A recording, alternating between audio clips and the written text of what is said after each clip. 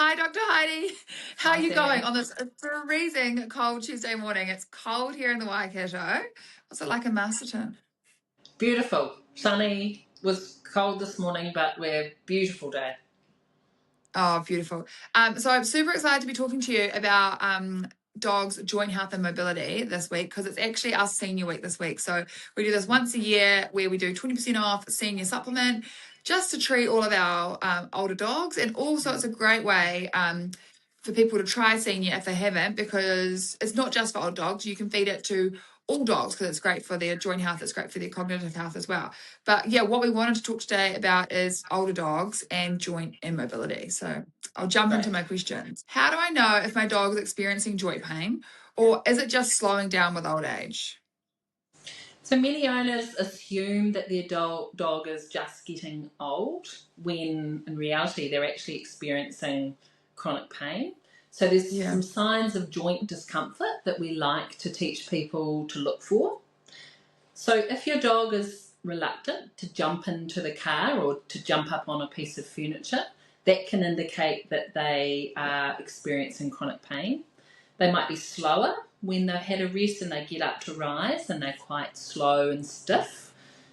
Stiffness after sleeping, when they hesitate and they go on the stairs, or they just lie around and sleep all the time because being up and around moving is actually quite painful.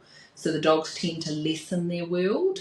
They might become a bit irritable or cranky. Some old dogs, when they're in pain, they're actually more likely to bite or snap. So you've really got to be careful about that with dogs around little people at face of Yeah. bite height, particularly if they're resting on a couch and a little person comes up and pushes them or tries to interact.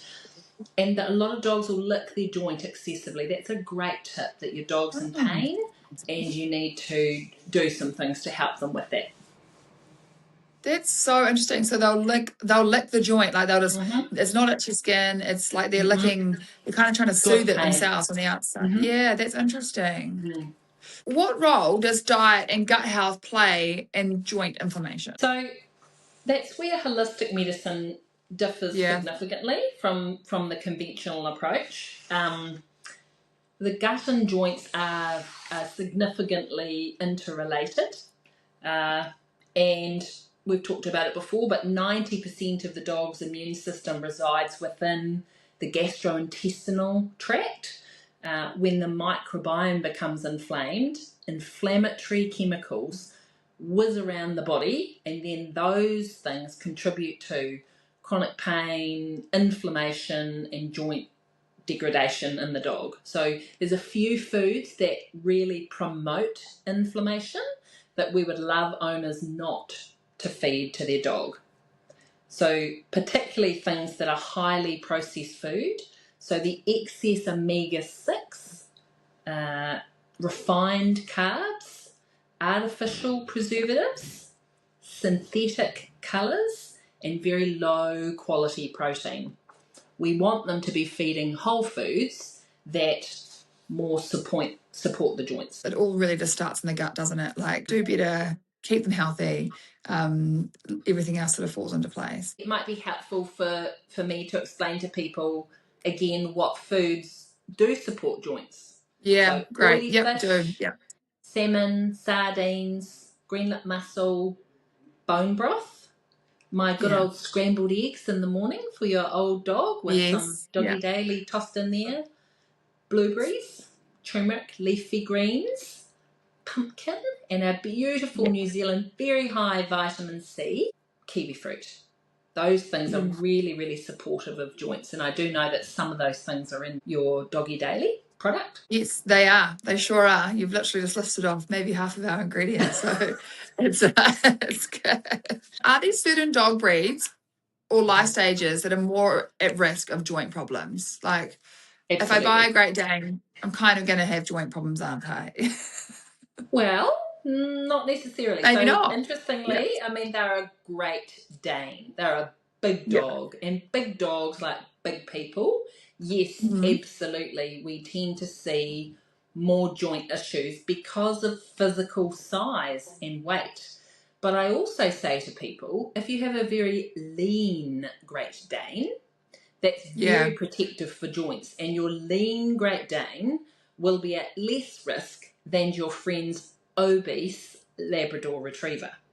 So, Yeah. yes, absolutely. Certain dog breeds, the higher risk breeds are our retrievers, our golden retrievers, our Labrador retrievers, of course, our shepherds and our rotties, the large muscular breeds, Bernese mountain dogs, and then the Yeah. big Newfoundlands. Our Danes as well. These dogs are really prone to hip dysplasia, elbow dysplasia, cruciate ligament. They blow the cranial and caudal cruciates in their knees. That's the most common orthopedic injury that I see as an orthopedic vet treating dogs.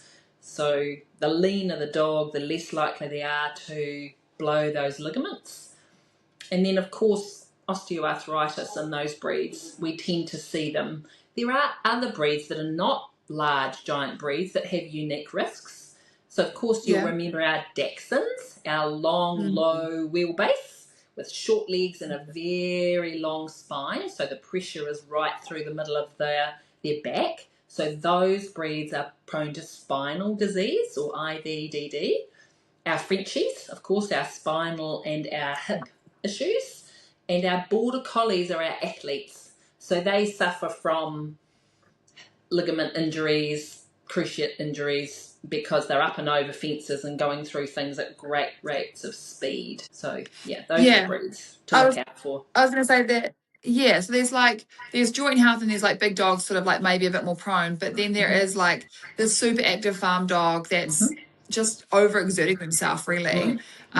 Um and doing that, or like is there anything you can do as a puppy to Mm-hmm. like make sure their joints are formed, like not let Mm-hmm. them jump on the bed, like I remember that was Mm-hmm. such a thing when they were growing, Mm. like not letting them overextend themselves. Mm.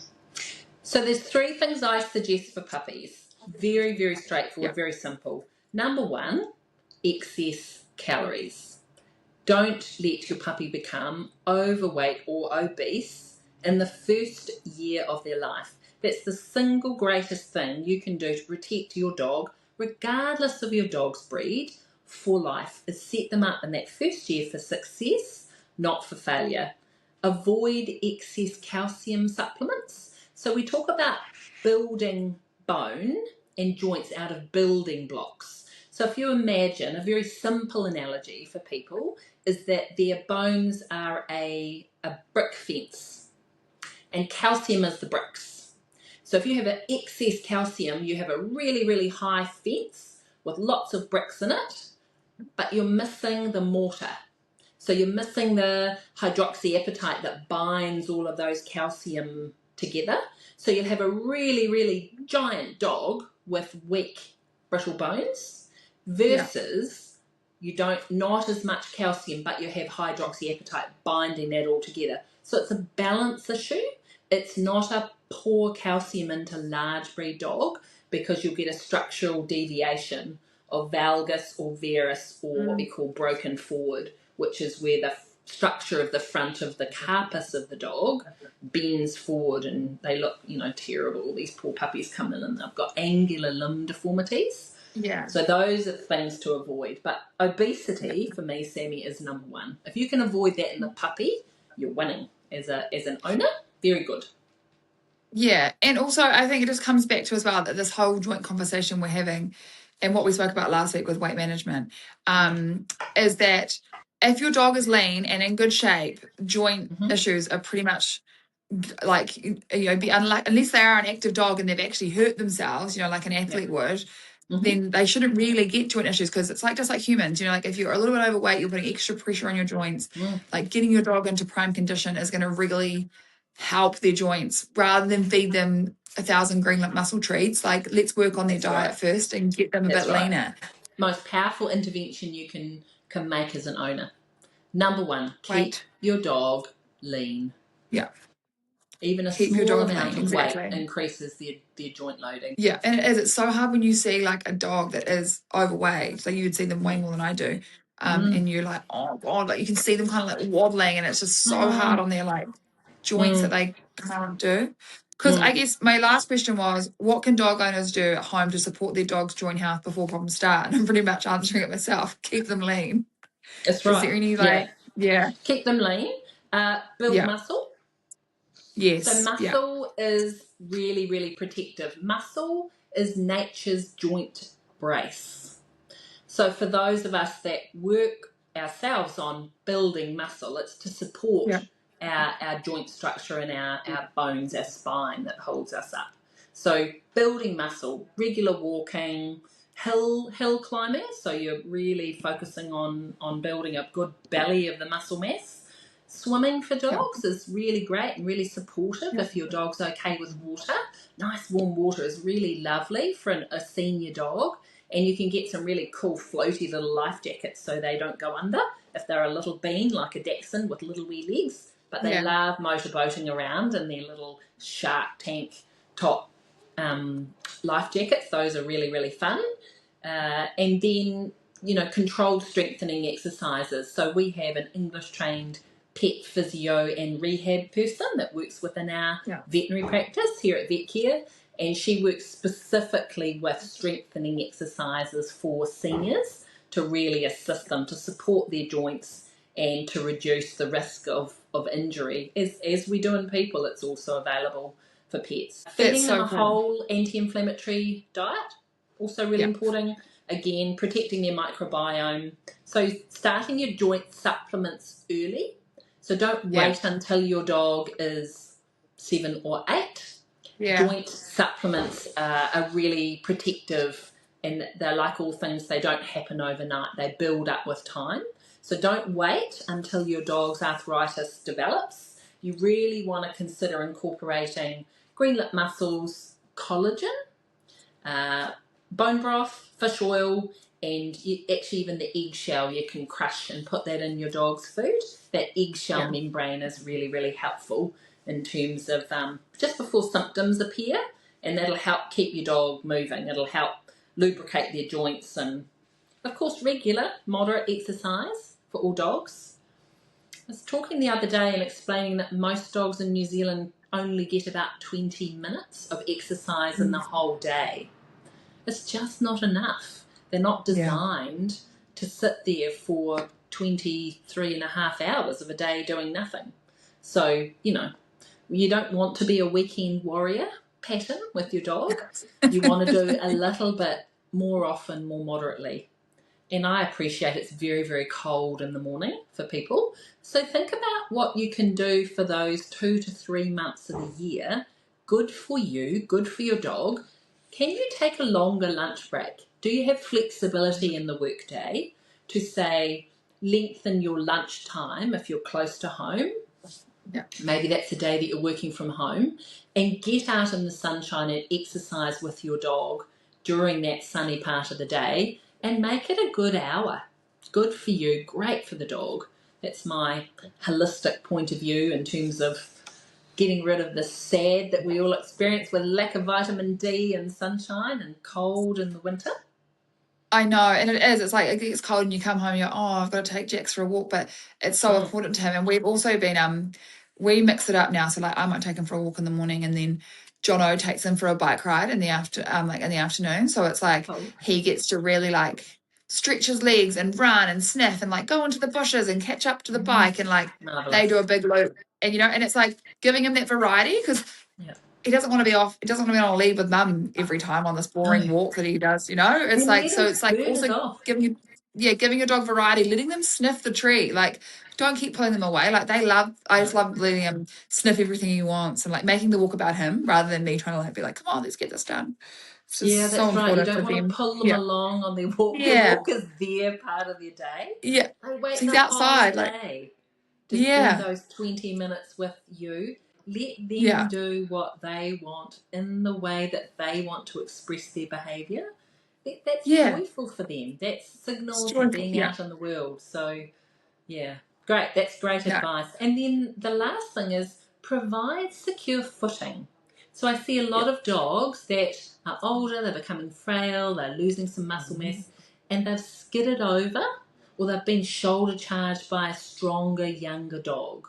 So non-slip mats in the house and rugs are really, really Yeah. important. I see a lot of carpal injuries, I see shoulder injuries, I see elbow injuries and knee injuries where another dog is T-boned, the older dog, and smacked them sideways, and then you've got, of course, torque through the joint and rotational forces, and that's sometimes just enough to rip a degrading ligament right off the bone, and then sure enough your dog is sitting there with a hanging foot or hanging knee, or they're holding their foot up because this big dog has charged them. So No, majority exactly. of joint disease that I see is not just a consequence of aging. It's often years and years and years of low grade inflammation, being overweight, sadly. Yeah. Truth hurts, team, but that's true. And poor muscle condition, and then a nutritional imbalance. So if you can be ahead of those things, work on gaining muscle, whole food nutrition, gut health that we talk about all the time, maintaining a healthy body score, body condition score, Yeah. where you can see their ribs, see a waistline, and just palpate that in your dog. A little waistline dip at the midline is what we're after. Daily movement, and then don't delay seeing a veterinarian if your dog is suffering, if they're in pain, if they're stiff. We can help them remain active. We can help them to be comfortable and well engaged as a senior going into their senior years. So healthy joints begin in the food bowl. So before they show up on an x-ray, what you put in your dog's food bowl is key to their joint health long term. Absolutely. Thank you, Dr. Heidi. That was amazing. Welcome. And as point number 7, Dr. Heidi said, start your joint supplements early. So if you are thinking about trying a joint supplement, you can try Doggy Daily Senior. It's really affordable and it's 20% off this week. So yeah, we hope to see you guys all online shopping up. No worries. Cool. Thank you so much, Dr. Heidi. We'll see you again next week. Have a great day, Bye. Sammy. Bye.